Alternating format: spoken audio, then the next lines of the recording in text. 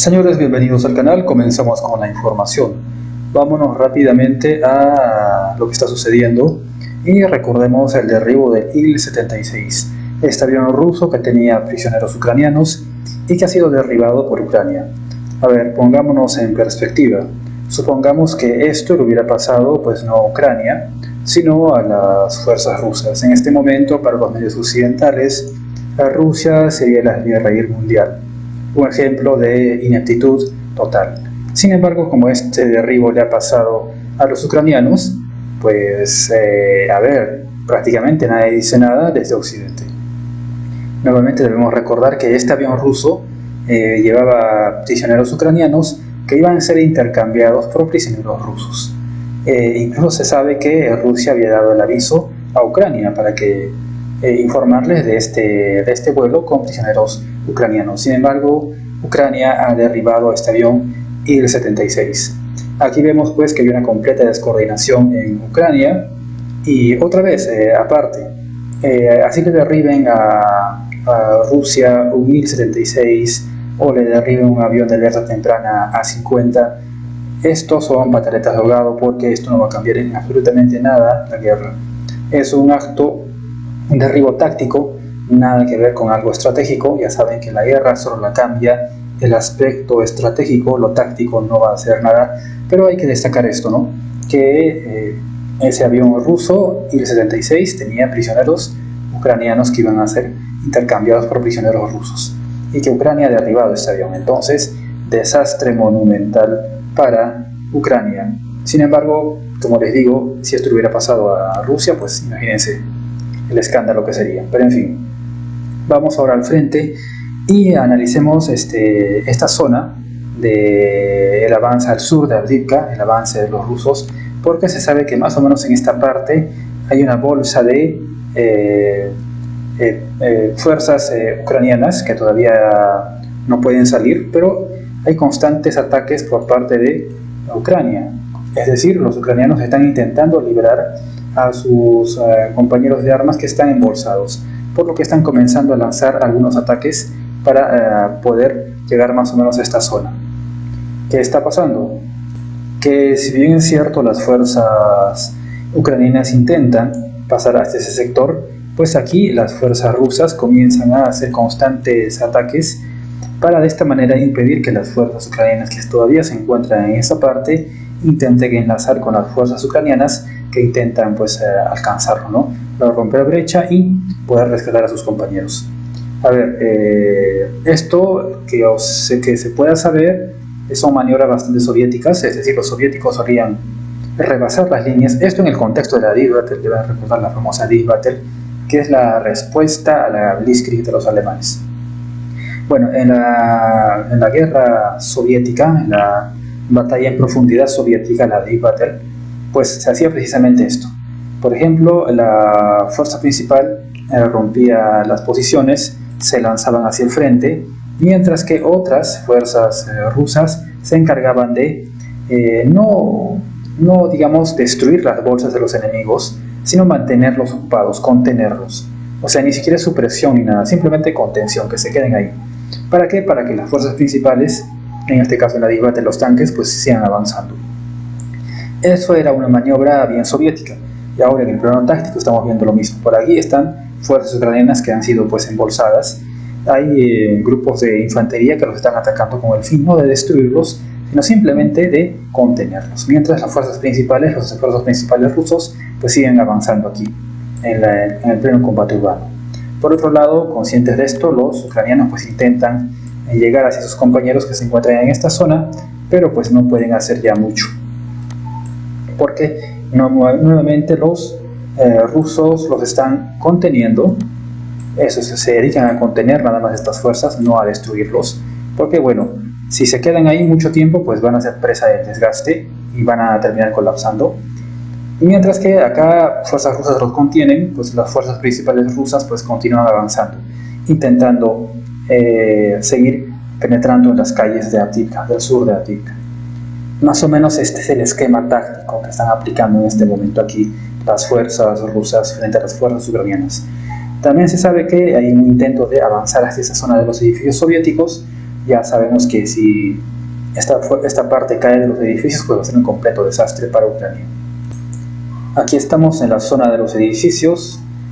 Ya sabemos que esta es una zona bastante importante, porque vean todo esto. Toda esta parte es bastante llana y curiosamente estos edificios pues tienen una plataforma bastante alta desde donde observar, colocar misiles antitanques, hacer correcciones de artillería y todo eso, ¿no? Para bombardear esta zona llana, porque son campos llanos. Bueno, ¿qué se quiere más o menos de hacer Rusia? Se quiere hacer lo siguiente: vamos a poner las flechas y se quiere desde esta parte que ya se está ocupando, pues continuar hacia los edificios. Al mismo tiempo se intenta desde esta parte avanzar, pero como ya les digo, esta parte llana pues es bastante plana, y desde los edificios pues tienes una excelente posición de artillería, de misiles antitanques sobre todo, pero también para corregir la artillería, para abatir los esfuerzos rusos. Bueno, pero ¿qué pasa si Rusia consigue llegar a los edificios y neutralizar? Todo lo que es esta zona va a quedar en manos rusas. Por lo tanto, Rusia va a poder ya con mayor tranquilidad proyectarse ya en masa desde la zona de los edificios. Más o menos de esta manera. Llegan aquí, luego llegan a la zona de los edificios, toda esta parte logra ser tomada y ya desde los edificios pues pueden entrar. Vean a dónde pueden entrar. Mientras que los combates con Ucrania estén en esta parte, cómo los podrían rodear a los ucranianos. Entonces, obviamente que todo esto no se va a producir de la noche a la mañana, va a pasar un tiempo, pero ya ven cómo Rusia tiene la posibilidad de rodear y poner en serio peligro a las fuerzas ucranianas en el sector sur de Avdiivka. Todo gracias a esta posición de los edificios. Muy importante toda esta zona. Es bastante necesaria, bastante vital para Ucrania defender este sector. Pero bueno, veremos qué va pasando en el transcurso de los días. Ahora yéndonos un poco más hacia el norte, a la zona de la planta de coque y el Terricón, vemos que no hay mayores avances, no hay mayores cambios, todo sigue bastante igual. La zona de Stepove, que fue bastante comentada durante bastantes semanas, pues también se ha congelado todo este sector. La única zona realmente donde hay avances significativos es por iniciativa rusa, y es esta zona. Que vean acá un poco más, vamos a retroceder. Se intenta hacer un nuevo eje de avance para los rusos. En esa parte ya se ha comenzado a consolidar esta posición en las dachas. Pero ¿qué se quiere con esto? Se quiere caer también a la parte central de Avdiivka. Vean esta flecha por donde avanza Rusia, donde intenta presionar. Las fuerzas ucranianas en el sur de Avdiivka pues están más o menos aquí. Y ahora vamos a ver cómo Rusia tiene diferentes opciones para poder avanzar. Primero ya sabemos el avance pretendido hacia la zona de los edificios, también desde la zona de Opidne se intenta avanzar. Un poco peligroso este avance por lo que son campos abiertos. Si se logra eso, se llegaría a tomar toda esta parte.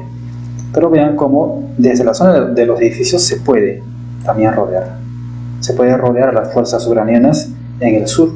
Entonces había la posibilidad de que se les caiga por retaguardia, ya sea si se toma la zona de los edificios o si se prospera en este avance que se está haciendo por el norte.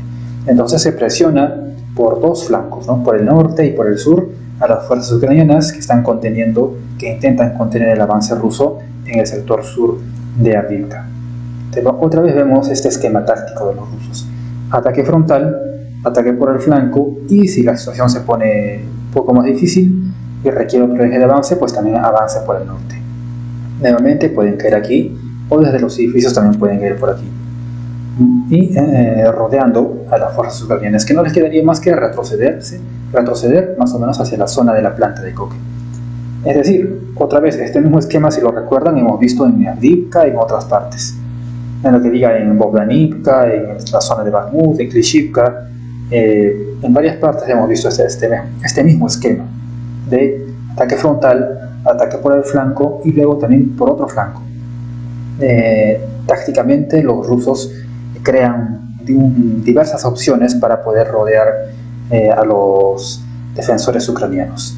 Más o menos está así la situación en Avdiivka hasta el momento, y vamos a ver qué pasa en los siguientes días. Ahora, señores, vamos al sector de Krinky. El despropósito que es Krinky. Realmente Ucrania no suelta la posición de Krinky, no se sabe hasta este momento por qué, porque es un completo despropósito, pero bueno, continúan los bombardeos sobre las pocas unidades de infantería de marina de Ucrania que quedan aquí.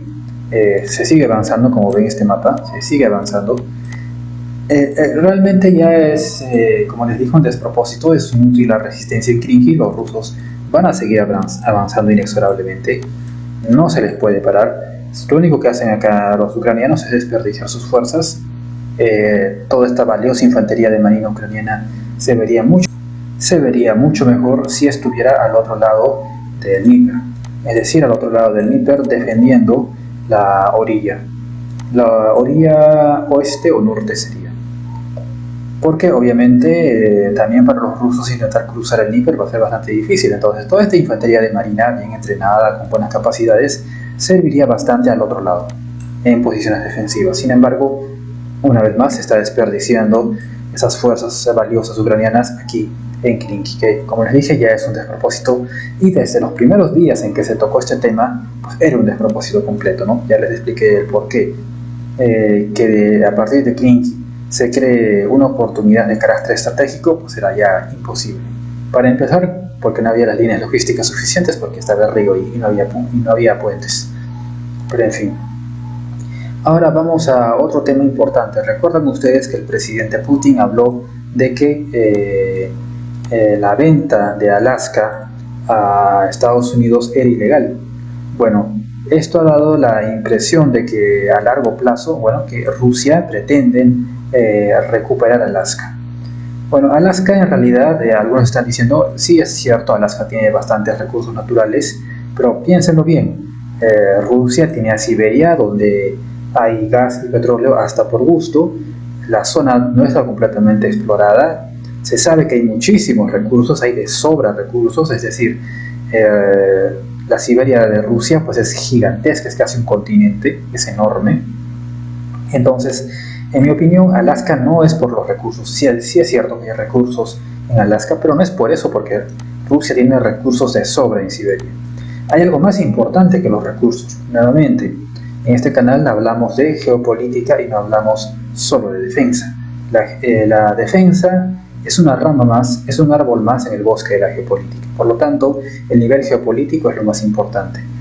Y en geopolítica, ¿qué es importante aparte de los recursos? Pues la posición geoestratégica. Y vean acá, vean cómo entre Siberia, Rusia, y Alaska, Estados Unidos, hay un paso, el estrecho de Bering, que es un paso natural hacia el océano glaciar ártico. Es decir, todos sabemos que Rusia pretende convertir el océano ártico pues, en una alternativa al canal de Suez, reduciendo tiempos y por lo tanto costos. Incluso se cree que China sería invitado para que vaya por este sector del océano ártico, nuevamente reduciendo costos y tiempo, y bajo el amparo y la protección militar de Rusia. Pero para eso todos sabemos que, por ejemplo, Rusia está construyendo rompehielos nucleares para abrirse paso por el océano glaciar ártico. Bueno, ¿qué sucede? Sucede que si ven el mapa, el paso natural es por el sector de Alaska. Es por este sector. Por aquí se tiene que pasar, por el estrecho de Bering. Se tiene que pasar por aquí para poder llegar al océano glaciar ártico. Pero de un lado está Rusia, país amigo de China, que además la nueva ruta polar es la ruta que está proponiendo Rusia, así que no hay ningún problema. Pero al frente, ¿quién está? Está Estados Unidos en Alaska. Es decir, Estados Unidos te podría bloquear este paso. En caso de hostilidad sí podría hacerlo, porque es un estrecho natural, no hay otra forma de pasar que por aquí. La otra ruta pues está obviamente en el Mar del Norte, donde está Noruega, Islandia. Vamos, esto ya se supone que aquí se tiene que llegar a Europa, pero aquí no tampoco está Estados Unidos, pero aquí en Alaska está Estados Unidos. Entonces, ¿qué pasaría? La importancia geoestratégica de Alaska es que tiene el otro lado de este estrecho, que es la puerta de entrada al océano glaciar ártico y la ruta polar de Rusia, importante ruta comercial del futuro, que lo están planeando tanto los rusos como los chinos, que pretenden hacer uso de ello. Entonces, ¿qué sería la pretensión de Rusia para recuperar Alaska? Esto que Putin ha declarado que es ilegal esa venta a los Estados Unidos, pues no los recursos, sino su ubicación geoestratégica por este paso natural, por este estrecho. Además que ya sabemos que Rusia reclama pues el espacio ártico, y ese espacio ártico lo disputan Rusia, Estados Unidos por Alaska, Canadá, Dinamarca y Noruega. Pero vamos, Estados Unidos lo reclama por Alaska. Entonces, ¿qué pasa si Rusia se hace de Alaska? Pues se haría también de ese espacio ártico que le corresponde a Estados Unidos por Alaska. Y eso lo tendría que competir con Canadá, Dinamarca por Groenlandia y Noruega. Pues que vamos, estos tres países no son competencia para un gigante como Rusia. Estados Unidos sí.